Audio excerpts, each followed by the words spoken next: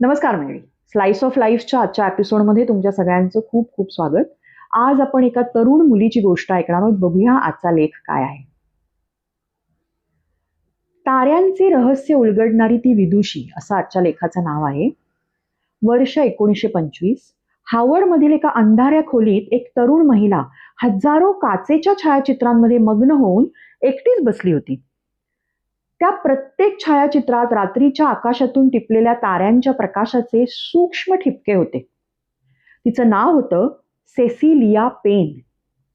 तिच्या मायदेशात म्हणजे इंग्लंडमध्ये केम्ब्रिज विद्यापीठाने तिला पदवी तर दिली होती, पण ती अधिकृत करण्यास नकार दिला होता. का? कारण ती महिला होती. म्हणून तिने आपलं सगळं सामान बांधलं, समुद्र ओलांडला आणि ती अमेरिकेला आली.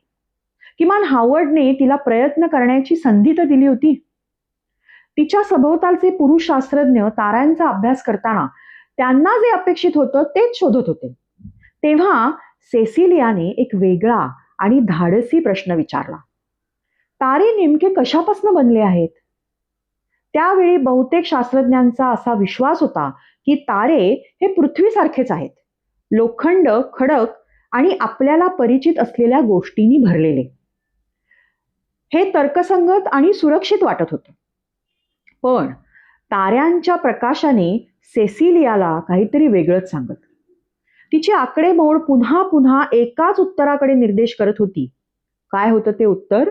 तर तारे हे प्रामुख्याने हायड्रोजनने बनलेले आहेत, जवळजवळ पूर्णपणे हायड्रोजन. जेव्हा तिने हे तिच्या शोध निबंधात म्हणजे थिसिसमध्ये लिहिलं तेव्हा ती फक्त 25 वर्षाची होती. पुढे एका शास्त्रज्ञाने याला खगोलशास्त्रातील आजवरचा सर्वात तेजस्वी PhD प्रबंध असं देखील म्हटलेलं आहे. पण त्यानंतर एक क्लेशदायक घटना घडली. एका प्रसिद्ध पुरुष खगोलशास्त्रज्ञाने तिला असं सांगितलं की ती चुकतेय, तिचे निष्कर्ष चुकीचे आहेत आणि हे त्याने ठामपणे मांडलं. स्वतःची फजिती करून घेण्यापूर्वी तिने आपलं विधान मागे घ्यावं असा सल्ला देखील त्याने तिला दिला.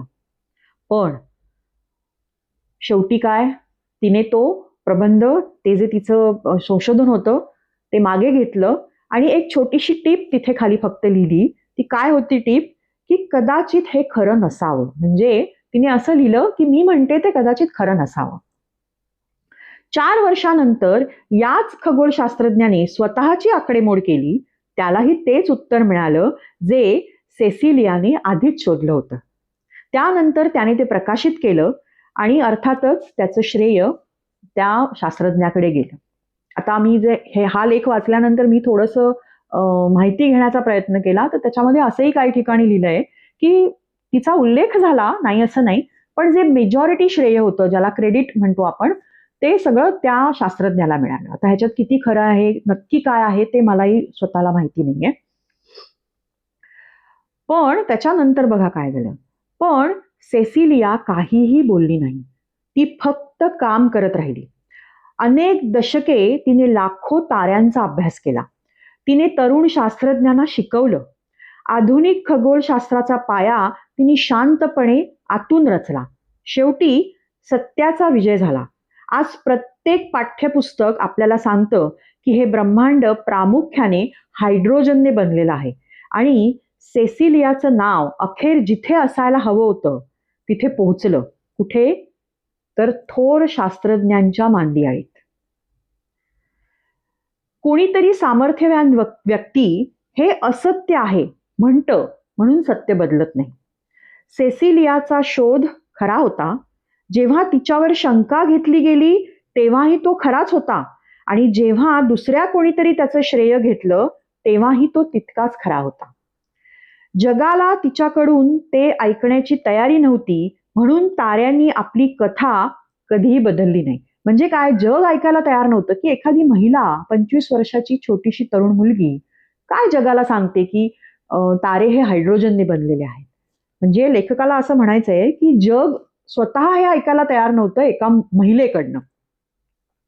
हा लेख आपल्यापर्यंत पोहोचवलाय सतीश दांडेकर यांनी आणि त्यांनी संकल्पना आणि लेखन असं म्हटलेलं आहे. म्हणजे सतीश दांडेकर यांची संकल्पना आणि लेखही त्यांनी लिहिलेला आहे.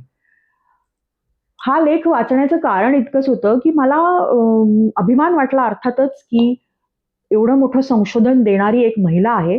आणि त्याचबरोबर आणखीन पण एक थॉट मला आला मनामध्ये, की आजही हे स्ट्रगल महिलांचं मला वाटतं चालूच आहे.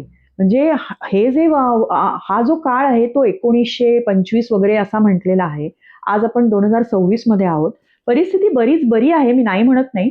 पण आजही हा संघर्ष म्हणजे एखाद्या महिलेने काहीतरी आपल्याला सांगावं किंवा तिने सांगितलेलं बरोबर आहे, हे कदाचित एक्सेप्ट करणं बऱ्याच जणांना कठीण जातं. म्हणून मला हा लेख आवडला आणि तो तुमच्यापर्यंत पोहोचवावा असं वाटलं म्हणून तो वाचला. धन्यवाद.